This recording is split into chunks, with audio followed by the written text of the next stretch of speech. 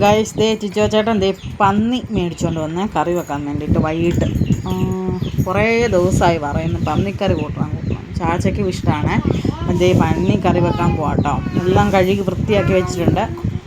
കുക്കറിനകത്തോട്ട് എണ്ണ ഒഴിച്ചു. ഇഞ്ചി വെളുത്തുള്ളി സവാള എല്ലാം കൂടെ ഒരുമിച്ചങ്ങ് ഇട്ടു. സമയം 8 മണിയായി. കറി ഇതൊക്കെ കഴിക്കണ്ടേ. ചാച്ചയ്ക്ക് 8:30 9 മണിയാകുമ്പോഴത്തേക്കും ഭക്ഷണം കൊടുക്കണം. അപ്പോൾ അതെല്ലാം കൂടെ ഒരുമിച്ച് അങ്ങോട്ട് ഇട്ട് വഴട്ടി കേട്ടോ. ഇതെല്ലാം ചെയ്തുകൊണ്ടിരിക്കുമ്പം കല്ലുക്കുട്ടി അവിടെ കളിച്ചുകൊണ്ടിരിക്കുക കേട്ടോ. ഇന്ന് റയാൻകൂട്ടനുള്ളതുകൊണ്ട് അവൻ്റെ കൂടെ ഇരുന്നോളും. അതുകൊണ്ട് പിന്നെ വഴക്കൊന്നും ഉണ്ടാക്കിയില്ല.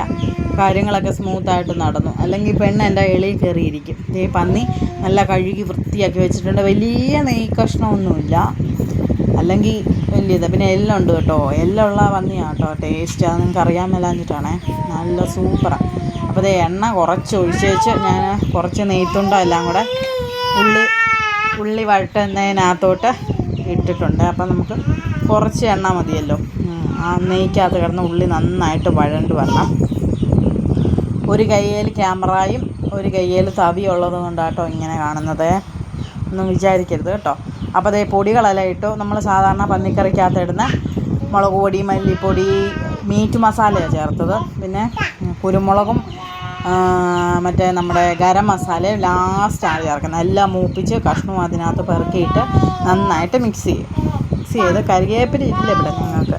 അപ്പോൾ കരിവേപ്പില കിട്ടുന്നവരൊക്കെ ചേർക്കുക. ഞങ്ങൾക്കില്ലാത്തതുകൊണ്ട് ഞങ്ങൾ ചേർക്കുന്നില്ല. അങ്ങനെ ഇതേ സെറ്റാക്കി ആവശ്യത്തിന് വേകാനുള്ള വെള്ളവും വെച്ച് നമുക്ക് അങ്ങോട്ട് വേവിക്കാം.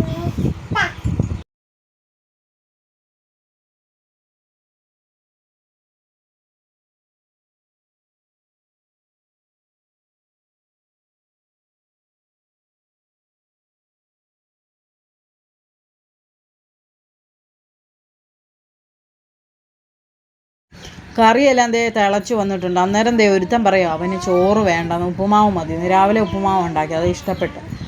ഉപ്പുമാവ് മതി, റവ ഇരിപ്പുണ്ട്. അപ്പം ഞാൻ പറഞ്ഞു എന്നാൽ ശരിയാക്കാം. ദേ കറി നല്ല സെറ്റായി തിളച്ച് വന്നിട്ടുണ്ട്. നല്ല തിളച്ച് വറ്റി കുറുകി വന്നിട്ടുണ്ട് കേട്ടോ. ഇതിനകത്തോട്ട് നമുക്ക് ഇച്ചിരി കുരുമുളകും ഗരം മസാലയും കൂടെ ചേർത്താം. കരിയാപ്പിലയും വേണം കേട്ടോ, അതില്ലാത്തതുകൊണ്ട് ചേർത്തില്ല. അപ്പോൾ അങ്ങനെ ചേർത്ത് കറി അങ്ങോട്ട് സെറ്റാക്കി.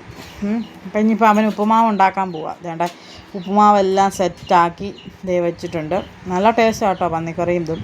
പിന്നെ ടിറ്റോ ചേട്ടന് ചോറിൻ്റെ കൂടെ കൂട്ടാൻ വേണ്ടിയിട്ട് പപ്പടവും കൂടെ കഴിച്ച്.